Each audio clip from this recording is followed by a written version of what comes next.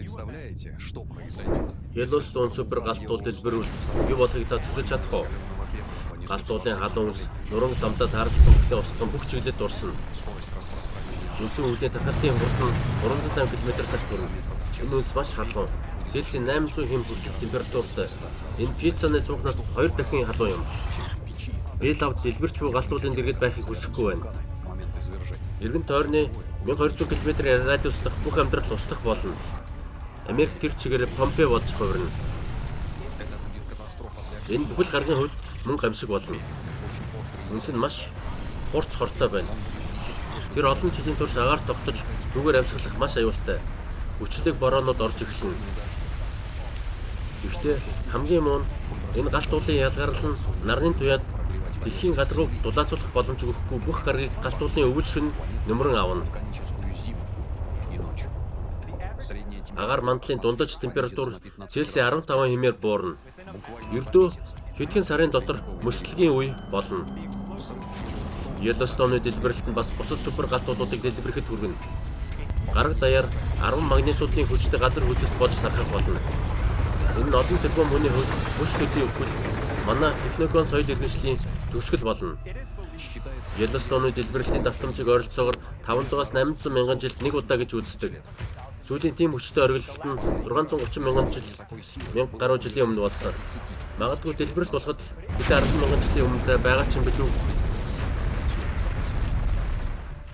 Мы начали разбираться в Бид энэ асуултын учрыг зөвхөн үндэсний биш, бүх хүн төрөлхтний үндэстнүүдийн аюулгүй байдлыг тооцон судалж эхэлсэн юм. 2022 оны 12 дугаар сард Америк нэгдсэн улсын бүтээгч нийгэм агшигчдын бус байгууллагын ерөнхийлөгч Волкер Шмидт өөрийн Twitter хуудсанд ойрын ирээдүйд Yellowstone калдера бүх дэлхийг айдас давтуулах тухай постыг нийтлэжээ. Үүний хариуд USGS буюу Америк нэгдсэн улсын геологийн Yellowstone калдергийн бүх зүйл хэвэн бөгөөд ямар ч аимшигтай зүйл болоогүй тухай албан ёсны хариу нийтлүүлсэн. и ничего страшного не происходит.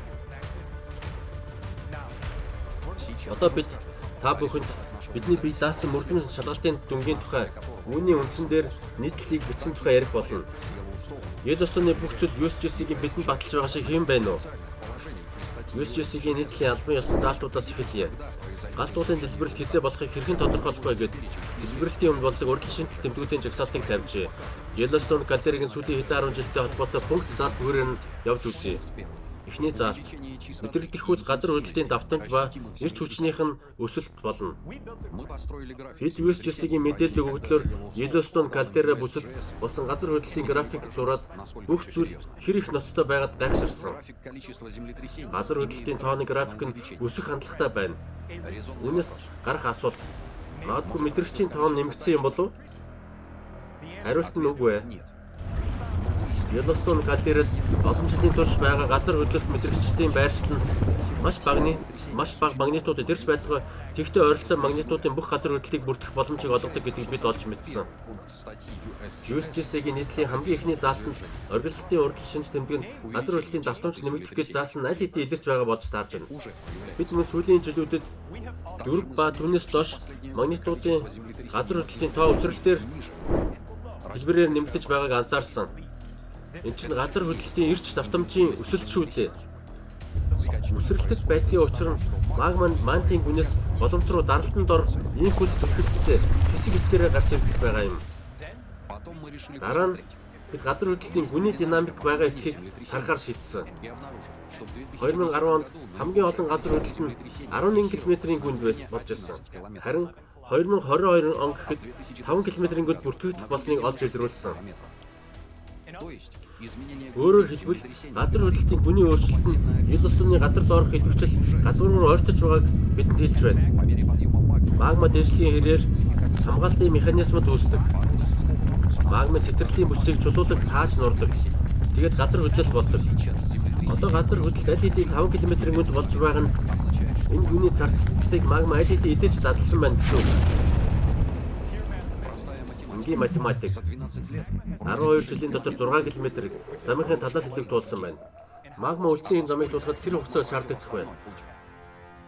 в разы быстрее, потому что Өөр илүү хурдтай байх болно. Учир нь үйл явдлууд экспоненциалаар хөгжиж байна. прямо сейчас Тэгвэл шууд одоо бид эхний заалтад дурдсан газар хөдлөлийн тоо эрчимийн өсөлтийг харж байна. USGC өөрийн хөгжлөөс ямар ч аюул төгшөрийг олж харахгүй байгаа сонирн биш гэж юу? Хоёр дахь заалт илт анзаарагдах ууршил эсвэл фумаруул завсар зайгаар халуун хий ялгарлын идэвхжил. Гейзерүүд энэ бол галтуудын хөргөлтийн систем. Хэд хэд талсан усны ураар ажилладаг. Йеллоустоун галтуудын дутагч хэвсгэрт 10,000 гаруй идэвхтэй дулааны өслөд бий. Энэ нутаг дэвсгэрийн хувьд гейзер нь дасал болсон үзэгдэл. Гэхдээ сүүлийн жилүүдэд Йеллоустouнд аномали хэвийн бус зүйлс ажиглагдах болсон. Норрис хөндийдэх Стимбот гейзер оргилуур. Энэ бол дэлхийн хамгийн хүчирхэг өндөр гейзер бөгөөд ихэвчлэн жилд нэг удаа оргилдог байсан. Харин 2018-аас 2020 онуудад 48 удаа оргилсан. Энэ яг тэнд хэвлийн гүний халалт хүчтэй болж байгааг хэлдэг. Харин тийм бол Йеллоустоун галтууд дэлбэрэх эрсдэл ийм богино хугацаанд 50 дахин нэмэгдсэн гэсэн үг. Энэ бол гамшигт нөхцөл байдал. Гейзер идэвчлэр магмын өсөлтийг хяндаг. Түүний газар хөдлөлтөөр мөрдөн шалгах боломжтой. Бид өгөгдлийг харьцуулж харсан. Норрисын хөндийн ихэнх гейзерүүд бүлэг рой хүчтэй газар хөдлөлтийн дараа идэвчдэг. Энэ нь магмын шинэ орцууд газар хөдлөлтийг дуудаж байгааг харуулж байна. Тэд бас гейзерүүдийг тэр дундаа стимботыг идэвхжүүлэлт хүргэдэг.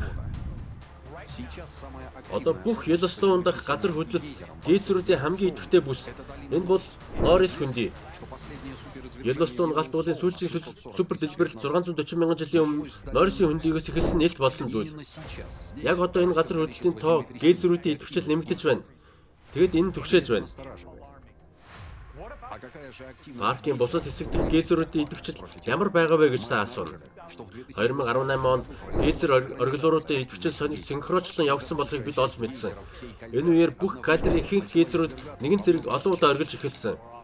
Өөрөөр хэлбэл гейзерүүд илүү их дулааныг гадагшлуулж байна гэсэн үг. Гейзерийн идэвхжил одоо хүртэл өндөр хэвээр үлдсэн.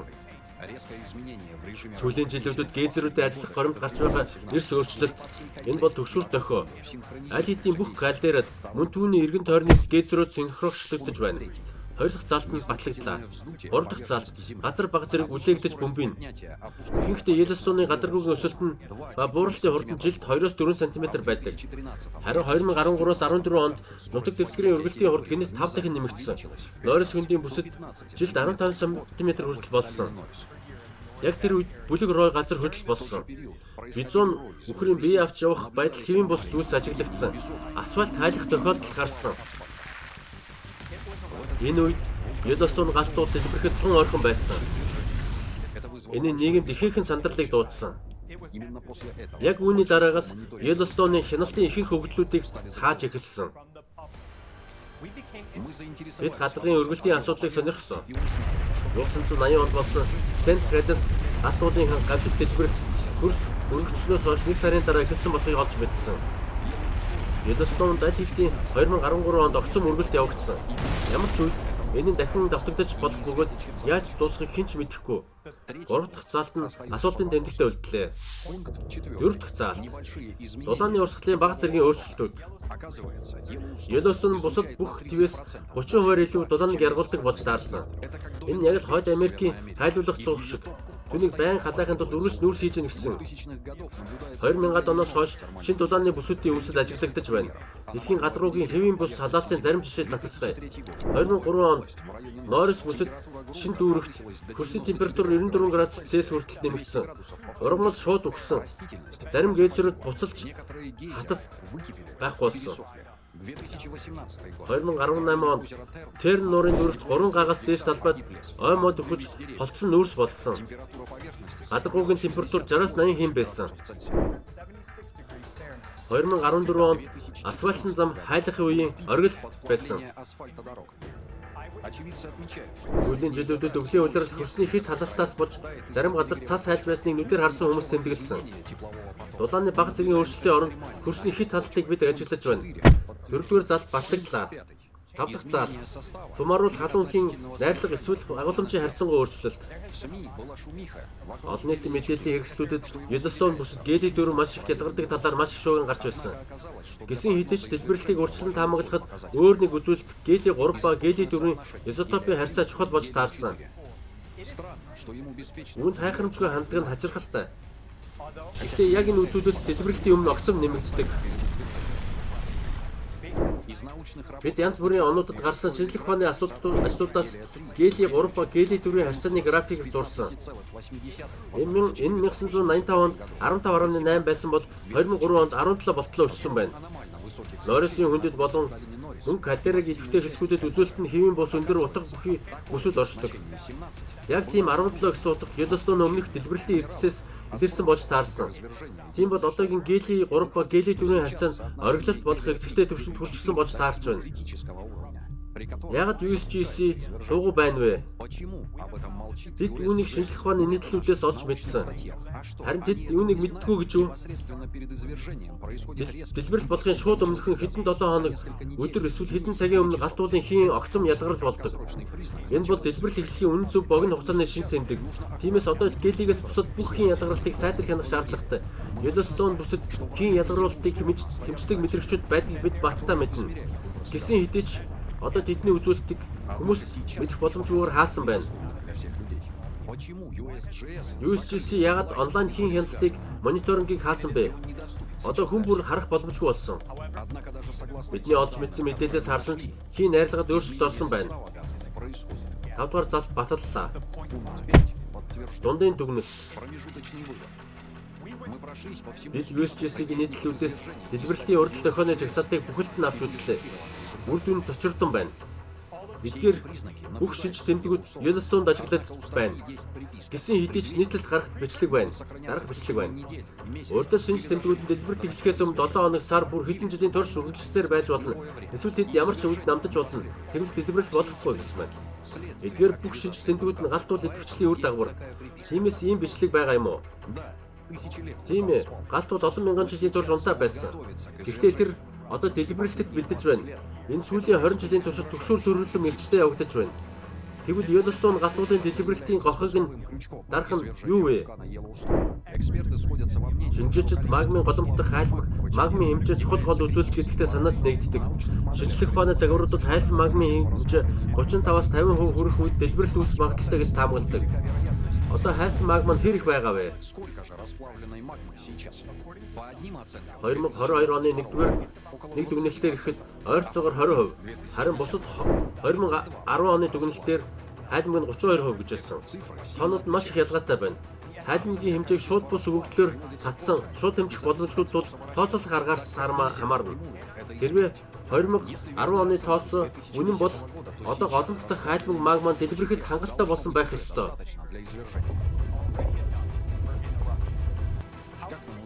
Галт уул аль хэдийн дэлбэрэхэд бэлдэж байгааг бид яаж мэдэх вэ? Магадгүй идэвхжлийн ямар нэг өөр шинж тэмдгүүд байна уу?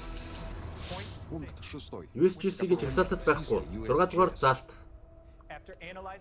Йеллоустоун калдергийн сүүлийн үеийн идэвхжлийн өгөгдөлд дүн шинжилгээ хийсний дараа дэлбэрэлт ойртож буй өөр нэг чухал шинж тэмдгийг бид олж мэдсэн. Сүүлийн үед аслагдсан бүс нутгуудад үн төвлөрөлттэй газар хөдлөлийн хариу үйлдэл ажиглагдаж байна. Энэ тухай бидэнд Йеллоустауны бие даасан судлаач Мэри Грилли ярьсан. 2022 оны 1-р сард Аргентинд 600 гаруй километрийн гүнд газар хөдлөл болсныг Йеллоустаун мэдэрч долгиосон. 2023 оны 2-р сард Туркт хэдэн аймагт газар хөдлөл болоход Йеллоустаун хариулж давалгаалсан. Одоо үйлчлэл нь сарцсаар дамжихаар болсон. Харин шууд магмаар дамждаг болсон. Тэгээд Йеллоустаун шууд нөлөөлсөн. Одоо алс холын үйл явдлын үйлчлэл магмаар дамжин шууд нөлөөлж байгаа бол галт уул дахь магмын даралт нь хариу үйлдэл үзүүлэхэд хангалттай их байна. Тиймээс тэр дэлбэрэлтэд бэлэн байна гэсэн үг. 12 мянган жилийн катаклизм мөчлөг ба түүний галт ууланд үзүүлэх нөлөө. Алс хол болсон үйл явдалд үзүүлдэг ийм хариу урвал өмнө байгаагүй. Яагаад ингэх болсон бэ? 12 мянган жилийн өмнө сүүлийн мөчлөгийн үеэр супер галт уулууд дэлбэрдэг. 12 мянган жилийн өмнө Campi Flegrei, 24 мянган жилийн өмнө Taupo дэлбэрсэн. Энэ бүр нь дэлхийн оршин суугчдын хувьд гамшигт үйл явдал болж байсан. Одоо бид ийм сүүлийн мөчлөгт орсон. Энэ мөчлөг нь манай гаригийн цөмд өөрчлөлтөс орсноос болдог. Үүний үр дагаварт магм өсдөг. 1995 ба 2014 онуудад магмын гүний голомттой шууд холбоотой бүсүүдэд газар хөдлөлтийн идэвхжлийн оргил үе ажиглагдсан. Энэ бол далайн дундах уул нурууны бүсүүд, Антарктидын хавтангийн хил ба халуун цэгүүдтэй ойролцоо бүс нутгууд юм. Эдгээр бүсүүдийн гүний магма нь цөм болон дэлхийн зарцдсыг холбогчийн үүргийг гүйцэтгэдэг. Магма цөмөөс дээш өгсгүйд эдгээр бүсүүд хамгийн түрүүнд мэдэрч хариу үйлдэл хийдэг. Үүнийг бид 1995-2014 онуудад болсон газар хөдлөлтийн идэвхжлийн өсөлтөөс ажигладаг. Йеллоустон халуун цэг магмын гүнийд голомттой холбоотой. Тиймээс бид ижил төстэй хариу үйлдэлийг мөн яг энэ үеийн газар хөдлөлтийн идэвхжил нэмэгдсэнийг харж байна. Тийм бол бидний өмнө ярьсан галт уулын идэвхжлийн үндсэн шинж тэмдгүүд Йеллоустонд илэрч одоогийн 12,000 жилийн мөчлөгт хариу үйлдэл үзүүлж байгааг бид харж байна. Хамгийн ихэд бид супер дэлбэрэлтүүдийн хооронд хугацаа байдаг. Энэ бол магмын голомтын бэлтгэлийн үе гэж ярьж байсан санаж байна уу? Одоо болж байгаа катаклизмын мөчлөг Йеллоустоны магмын голомт дэлбэрэхэд бэлэн болдог үедээ давхцдаг. Тэр үйл явцыг зогсоохгүй бол энэ мөчлөгт Йеллоустон тесрэх нь гарцаагүй. Тэгээд USGS үнийг мэддэг. Эхлээд дуугүй байж өгөгдлийг нууж байна. Тийм бол бүх шинж тэмдгүүдийг харахад супер галтууд дэлбэрэхэд бэлэн байна. Геологийн мэдээллээр галтууд хэдэн зуун мянган жилийн турш бэлтгэгддэг. Харин идэвхжил оргилол руу шилжих шилжилт нь маш хурдан явагддаг. Магмын голом 640 мянган жилийн турш бэлтгэгдсэн. Сүүлийн 20 жилийн хугацаанд бид идэвхжлийн шинж тэмдгүүдийг харж байна. 12,000 жилийн мөчлөгийн нэргэх үед явц эхлэхэд маш цөөхөн жил үлдлээ.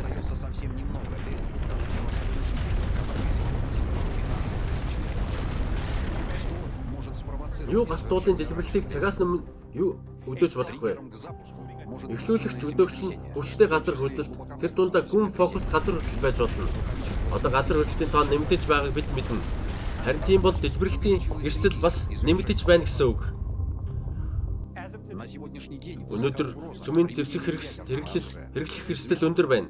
Цөмийн дэлбэрэлтэнд 5-аас 8.5 магнитудын газар хөдлөлтөд тэнцвүүц гэдгийг бүгд мэддэг. Тийм явдал нь бас Йеллоустоныг өдөөгч болж дэлбэрэлтийг дуудах болно. Йеллоустон болон Хятад, Италийн хооронд холбоо бий. Математик тооцоолол бол хэрвээ Хятадын тодорхой мужид эсвэл Италид 7 магнитудын хүртэл газар хөдлөлт эсвэл түүнтэй ижил хүчтэй цөмийн дэлбэрэлт болвол хэзээ мөн яг хаана болсноос нь хамаарч Йеллоустон дэлбэрэлт үүсгэж болно. 7 дахь заалт 100% дэлбэрэлт болохын шинж тэмдэг. Өөр нэг дэлбэрэлтийг эхлүүлэх өндөр магадлалтай хамгийн эцэгтэй хүчин зүйл энэ бол гаригийн эргэлтийн удаашрал юм. Одоо гаригийн эргэлт хурдасч байгаа. Энэ гаригийн цөмд 12,000 жил тутамд ирдэг сансрын үйлчлэлтэй холбоотой. Гаригийн эргэлтийн хурдсал энэ бол эхний шатн юм. Үүний дараачийн 2 дахь шатн гаригийн эргэлтийг удаашрал болно. Энэ үе шатнд гаригийн дотор асар их илүүдэл энерги хуримтлагдах болно. Энэ магмыг хяналтгүй халахад хүргэж улмаар даралт огцом нэмэгдэнэ. Харин энэ нэгцэгтэй мөчид супер галт уулын дэлбэрэлтийг гарцаагүй дуудана. Хэрвээ Йеллоустон дэлбэрвэл Японы Айра супер галтууд бараг 100% дэлбэрнэ. Тэгвэл хүн төрөлхтний төгсгөл 2036 оноос нэлээд өмнө ирнэ.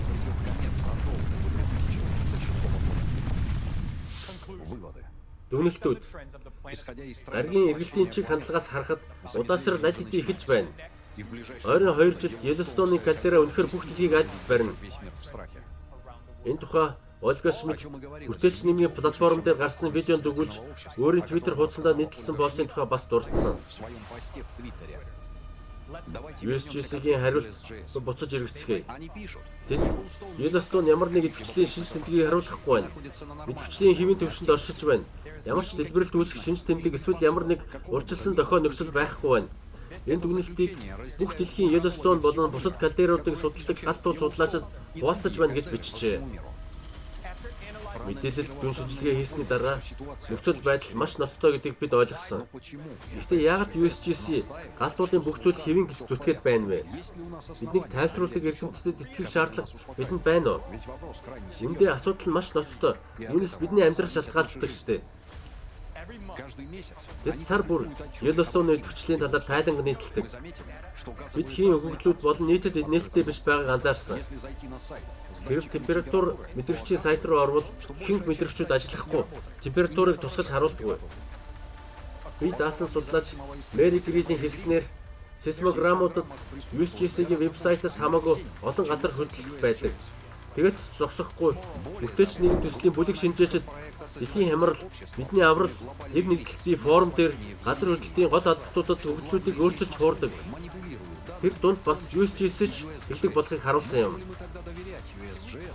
Тийм бол бид Yellowstone галт уулын гамшиг дэлбэрлэлийн асуудлаар USGS-д итгэж болох уу?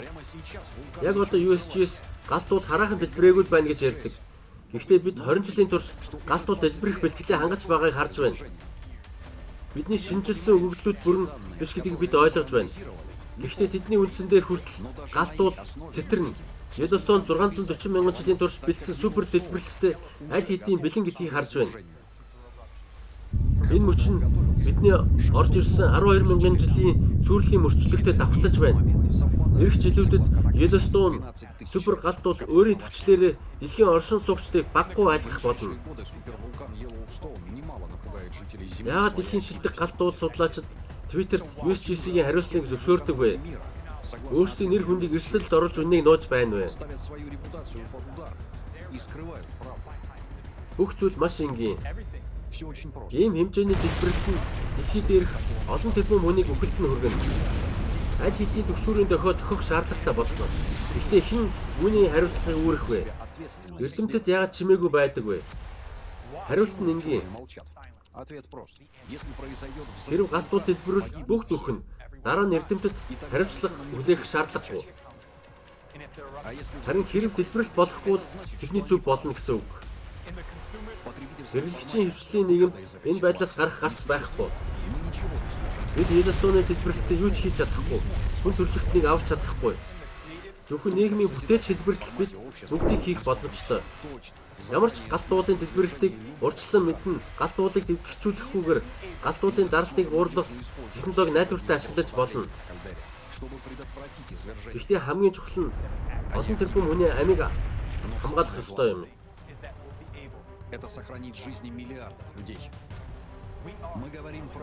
Бид ойрын жилүүдэд Yellowstone дэлбэрэх магадлал өндөр байна гэж үннийг ярьж байна. Учир нь бидэнд санхүүгийн сонирхол байхгүй, карьераа алдах эрсдэл байхгүй. Бид энэ үннийг ярьж байна. Учир нь бид амьдрахыг хүсдэг. Бас гарах арга замыг санал болгож байна. Одоо хүн бүрийн авч чадах цорын ганц зөв арга хэмжээ. Одоо хүн бүрийн авч чадах цорын ганц хангалттай арга хэмжээ бол үртэйч нэгэн төслийн учрыг олж ойлгох юм. Тэгээд түүний тухай мэдээллийг түгээж дэмжих юм. Зөвхөн ийм байдлаар бид гараг дээрх супер галт уулын гамшиг дэлбэрэлтээс урьдчилан сэргийлж чадна. Бидэнтэй нэг дээрээ. Тэгээд өөрийнхөө болон хайртай хүмүүсийнхээ ирээдүйд итгэлтэй байх болно шүү.